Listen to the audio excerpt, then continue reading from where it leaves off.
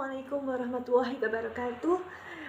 Kami dari kelompok 8 akan mempresentasikan beranggotakan Anissa Siti Azizah 126311203061, Neni Nur Cahyati 126311202043, Devi Agara ini 126311202053. Baik, saya akan mempresentasikan tentang analisis data dan penulisan teori. Konsep analisis data kualitatif adalah upaya yang dilakukan dengan jalan bekerja dengan data, berorganisasikan data, memilah-milah menjadi satuan yang dapat dikelola, menginvestasikannya, mencari, menemukan pola, menemukan apa yang penting dan apa yang dipelajari, dan memutuskan apa yang dapat diceritakan kepada orang lain. Di pihak analisis data, prosesnya itu berjalan sebagai berikut. Yang pertama, mencatat yang menghasilkan catatan lapangan. Dengan hal itu diberi kode agar sumber datanya tetap dapat ditelusuri. Yang kedua, mengumpulkan, memilah, mengavisifikasi, mensintesiskan, membuat ikhtiar, dan membuat indesnya. Yang ketiga, berpikir dengan jalan membuat agar kategori data itu mempunyai makna, mencari dan menemukan pola dan hubungan-hubungan, dan membuat temuan-temuan umum. Baik, untuk menurut Jenisi Menduri, tahapan analisis data kualitatif adalah sebagai berikut. 1. Membaca atau mempelajari data, menandai kata-kata kunci dan gagasan yang ada dalam data. Yang kedua adalah mempelajari kata kunci itu berupaya menemukan tema-tema yang berasal dari data. Yang ketiga adalah menuliskan model yang ditentukan. Yang keempat adalah kode yang telah dilakukan dari definisi tersebut dapatlah kita pahami bahwa ada yang menemukan proses, adapun yang menjelaskan tentang komponen-komponen yang perlu dapat dalam sesuatu. B. Memprosesan satuan. Tentang memprosesan satuan ini terdiri dari tipologi, atuan, dan menyusunan satuan adalah seperti berikut ini. Yang satu, tipologi satuan. Tipologi satuan adalah alat untuk menghaluskan pencatatan data menurut Longlab dan Longblad 1984. Atuan kehidupan sosial merupakan kebulatan di mana seorang mengajukan pertanyaan.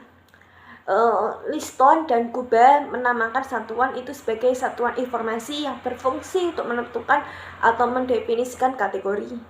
Sehubungan dengan hal itu, Panton 1987 membedakan dua jenis tipe satuan, yaitu yang pertama tipe asli dan yang kedua tipe instruksi analis. Panton menyatakan bahwa tipe asli inilah menggunakan perspektif emik dalam antropologi. Hal ini didasarkan atas asumsi bahwa perilaku sosial dan kebudayaan hendaknya dipelajari dari segi dari dalam dan definisi perilaku manusia. Penelitian berkisar sebagai contoh dikemukakan pengalaman penelitian yang ada upaya mengurangi dropout. Telah mengadakan wawancara dan mengamati di sekolah tertentu. Ia berusaha aturan itu telah dilakukan secara tetap. Inkulasi penelahan pada setiap kartu dalam kategori untar memastikan bahwa pemasukannya dapat dilakukan. Dasar aturan itu kartu-kartu lain barangkali ada dibuang ke tumpukan lain-lain atau barangkali mulia membentuk. Langkah pertama dalam memprosesan satuan ialah analisis. Hendaknya membaca dan mempelajari secara teliti seluruh jenis data yang sudah terkumpul. Setelah itu diusahakan agar satuan-satuan itu diidentifikasikan, meneliti, memasukkan ke dalam kartu indeks. Penyusunan satuan dan memasukkannya ke dalam kartu indeks hendaknya dapat dipahami oleh orang lain. Pada tahap ini analisis hendaknya jangan dulu membuang ratusan yang ada, walaupun mungkin dianggap tidak relevan. Setiap kartu indeks harus diberi kode. Kode itu dapat berupa satu, penandaan sumber dalam satuan seperti catatan, lapangan, dokumen, laporan, dan sejenisnya. Halaman pada sumber itu harus dicantumkan pula agar memudahkan analisis dalam menelusurinya apabila diperlukan. Misalnya 129B berarti reproduksi nomor 12 halaman 9 analine B21 penandaan jenis responden. Misalnya GSD guru SD, PSM pengawas SMP, dan sebagainya. Yang kedua adalah penandaan jenis responden, misalnya LDR, LR lokasi rumah, LS lokasi sekolah. Itu seperti lokasi-lokasi tersebut. Untuk yang ketiga, penandaan cara pengumpulan data, misalnya W itu wawancara, P itu pengamatan, jadi pengamatan dalam pengumpulan datanya. Untuk dokumen resmi itu DR itu dokumen resmi, yang DP dokumen pribadi, dan sebagainya. Nah, untuk yang C, penafsiran data. Penafsiran data dijabarkan ke dalam satu tujuan, yang dua prosedur, yang ketiga hubungan kunci, yang keempat peranan interogasi data, dan langkah-langkah penafsiran data dengan menggunakan peranan metode analis kuantitatif. Yang kelima ini akan diuraikan secara berturut-turut. Yang kesatu, tujuan penafsiran data. Tujuannya penafsiran data adalah salah satu di antaranya. Sebagai tujuan tersebut, deskripsi semata-mata, deskripsi analisis atau teori substansi. Pada tujuan ini, untuk mendeskripsi semata-mata, analisis menerima dan menggunakan teori dan rancangan tersebut. Jadi dalam suatu rancangan ini untuk disiplin. Jadi hasilnya analisis itu dapat berjalan penumpukan kategori-kategori istilah mereka adalah terdapat dalam penulis. Jadi penulis itu bisa menyusunnya dengan menggunakan kategori-kategori ke dalam kerangka sistem kategori yang diperoleh dari data tersebut. Jadi yang kedua adalah langkah-langkah penafsiran data dengan menggunakan metode analis kualitatif dalam rangka penyusunan teori substantif. Jadi teori yang berasal dari data dapat dilakukan melalui analisis kualitatif seperti yang dikemukakan oleh Glaser dan Strates 1980 berikut ini. Analis kualitatif adalah metode umum yang seperti halnya metode eksperimen dan statistik. Metode ini pada mulanya dikembangkan oleh Weber, Durkheim, dan Mannheim. Pada mulanya analisis kualitatif hanya digunakan untuk menganalisis satuan sosial skala besar seperti organisasi, bangsa, lembaga. Namun yang jelas analisis kualitatif tersebut dapat juga digunakan untuk satuan berukuran besar maupun kecil. Ada penulis yang memandang analis kualitatif ini tidaklah asli. Mereka mungkin lupa bahwa akar metode ini pada dasarnya bersumber pada metode yang sudah digunakan oleh sosiologi terkenal, seperti disebutkan di data di atas. Di pihak lain, penerapan para peneliti yang dimanfaatkan untuk keperluan lain, yaitu semata-mata menolak atau mengunci ketidakbenaran hasil para peneliti lainnya. Yang D, modus data.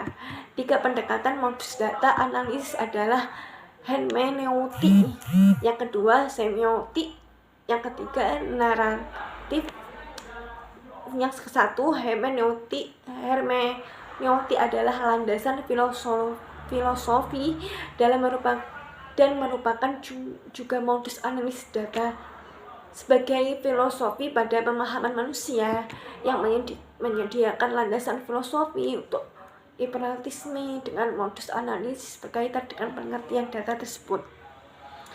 Jadi hermeneutik terutama berkaitan dengan pemaknaan suatu analog. Contoh analog tes dalam organisasi, peneliti dapat datang kemudian memahaminya melalui cara lisan dan data tekstual. Jadi Jika analisis hermeneutik digunakan dalam studi sistem informasi, subjek, objek dari usaha ekspektatif adalah upaya membuat bermakna organisasi sebagai analog tes. Yang kedua adalah semiotik. Semiotik dapat dilakukan baik secara filosofi maupun selaku modus analisis. Semiotik terutama berkaitan dengan makna dari tanda simbol dalam bahasa. Gagasan penting ialah kata-kata atau tanda. Semiotik adalah konten. Nah, konten analisis konten adalah teknik penelitian yang digunakan untuk referensi yang replikabel dan valid data pada konteksnya. Peneliti mencari bentuk dan struktur serta pola yang diperaturan dalam tes dan membuat kesimpulan atas dasar keteraturan yang ditemukan itu. Yang tiga ada narasi dan metafora. Nah, narasi didefinisikan sebagai dongeng, cerita, tayangan, fakta, dan diceritakan pada orang yang pertama. Ada berbagai macam cara narasi, cara lisan, dan sampai ke dongeng-dongeng dan ke sebelumnya. Baik, sekian dari saya akan kembali kepada Mbak Dendi selanjutnya. Saya terima kasih. Wassalamualaikum warahmatullahi wabarakatuh. Waalaikumsalam warahmatullahi wabarakatuh. Saya Neni Nur Cahyati dengan NIM 1263112020043. Di sini saya dari kelompok 8 yang akan melanjutkan presentasi dari Mbak Anissa Siti Aziza tentang tahap analisis data secara umum. Analisis data menurut Patton yaitu proses mengatur urutan data, mengorganisasikannya ke dalam suatu pola, kategori, dan satuan urutan data. Ia membedakannya dengan penafsiran, memberikan arti yang signifikan terhadap hasil analisis, menjelaskan pula urutan, dan mencari hubungan di antara dimensi-dimensi uraian. Menurut Bagdon dan Taylor, analisis data sebagai proses yang merinci usaha secara formal untuk menemukan tema dan rumusan hipotesis, kerja, atau ide seperti yang disarankan oleh data dan sebagai usaha untuk memberikan bantuan pada tema dan hipotesis kerja itu.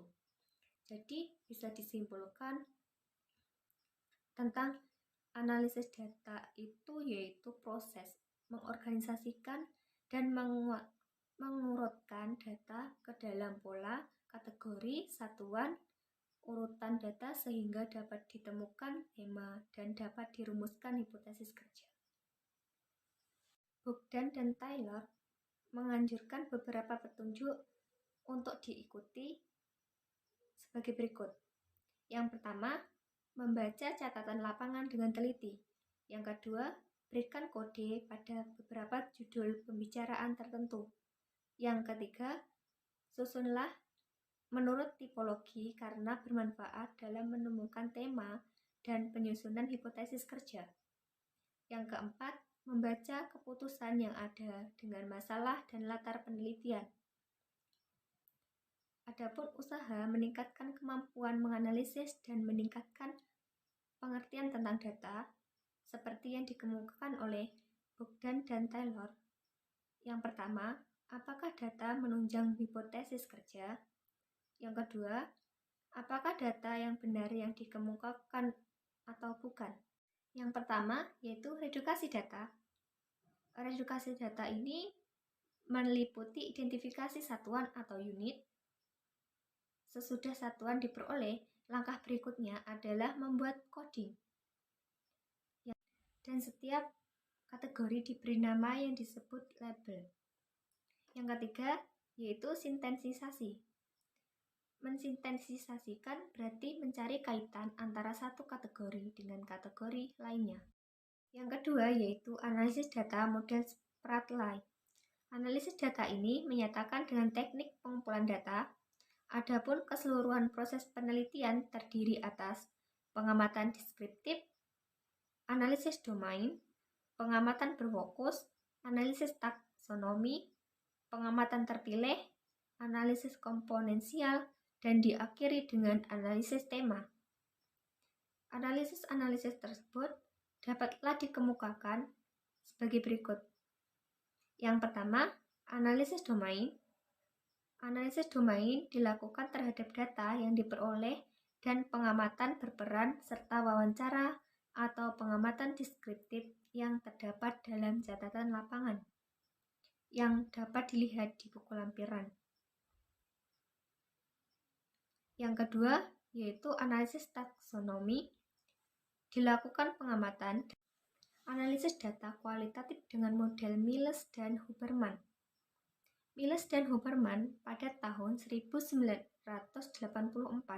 dalam buku Sugiono mengemukakan bahwa aktivitas dalam analisis dan kualitatif dilakukan secara interaktif dan berlangsung secara terus-menerus sampai tuntas, sehingga datanya sudah jenuh. Aktivitas dalam analisis data adalah data reduction, data display, dan verification. Pada dasarnya, ini didasarkan pada pandangan paradigma yang positif. Hal ini ditegaskan oleh kedua penulis itu pada pendahuluannya. Analisis data itu dilakukan dengan berdasarkan diri pada peneliti lapangan. Apakah satu atau lebih dari satu situs? Jadi, seorang analisis sewaktu hendak mengadakan analisis data harus menelaah terlebih dahulu apakah pengumpulan data yang telah dilakukannya satu situs atau lebih dari dua situs. Penelitian itu kemudian diadakan pemetaan atau deskripsi tentang data itu ke dalam apa yang dinamakan matriks. Analisis data, mereka jelas menggunakan matriks. Dengan memanfaatkan matriks yang dipetakan, maka peneliti mulai mengadakan analisis apakah membandingkan, melihat urutan, ataukah menelaah hubungan sebab akibat sekaligus. Model Miles dan Huberman sebagai berikut.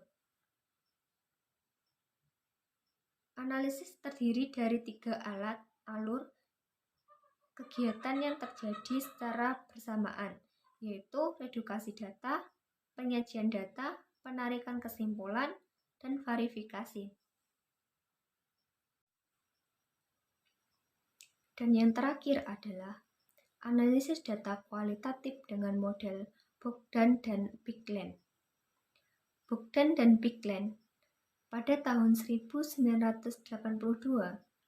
dalam buku Moleong menyatakan bahwa analisis data kualitatif adalah upaya yang dilakukan dengan jalan bekerja dengan data, pengorganisasian data, memilah-milahnya menjadi satuan yang dapat dikelola,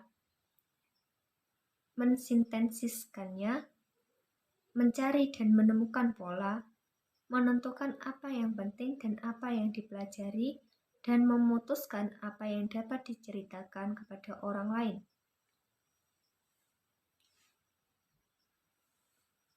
Sekian dari saya. Selanjutnya akan disampaikan oleh teman saya, Devi Trianggraini. Terima kasih. Wassalamualaikum warahmatullahi wabarakatuh. Perkenalkan, nama saya Devi Trianggraini dengan nomor NIM 126311202053. Di sini saya akan melanjutkan penjelasan dari rekan saya dengan judul Analisis dan Interpretasi Data. Di sini analisis dan interpretasi data itu ada yang namanya analisis data kualitatif dengan model Strike dan Corbin. MZ 2010 itu menjelaskan bahwa analis data kualitatif itu khususnya dalam peneliti itu terdiri atas 3 jenis. Yang pertama itu ada pengelolaan, terbuka, dan yang kedua itu ada pengorderan ketiga berporos, dan yang terakhir itu ada juga pengorderan yang selektif. Adapun itu, ada 4 pemikiran penting yang harus dilakukan sebelum melakukan analisis data. Yang pertama ialah melakukan analisis data secara fakta, membuat interpretasi data yang berargumen kuat untuk menganalisis tersebut. Yang kedua itu ada juga mengatur prosedur dan teknik-teknik yang fleksibel sesuai dengan keadaan berturut-turut, secara bervariasi dan pilihan tersedia di setiap langkah. Ketiga itu ada juga yang namanya mengajukan. Mengajukan itu maksudnya itu pertanyaan-pertanyaan untuk membantu memudahkan prosedur-prosedur yang telah dibuat. Dan yang keempat itu ada juga yang mempelajari kembali yang belum kita mengerti, yang bagian-bagian mana pengadaan secara detail. Itu pun juga kita itu bisa menganalisisnya tersebut. Dan yang ke-10 itu ada juga ya analisis model. Model apa itu? Model Spradley. Model ini menyatakan dengan teknik pengumpulan data, adapun keseluruhan proses penelitian itu terdiri atas pengamatan.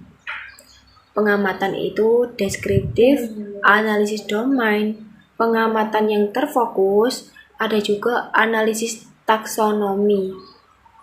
Pengamatan ini terpilih, analisis konvensional, dan diakhiri dengan analisis tema.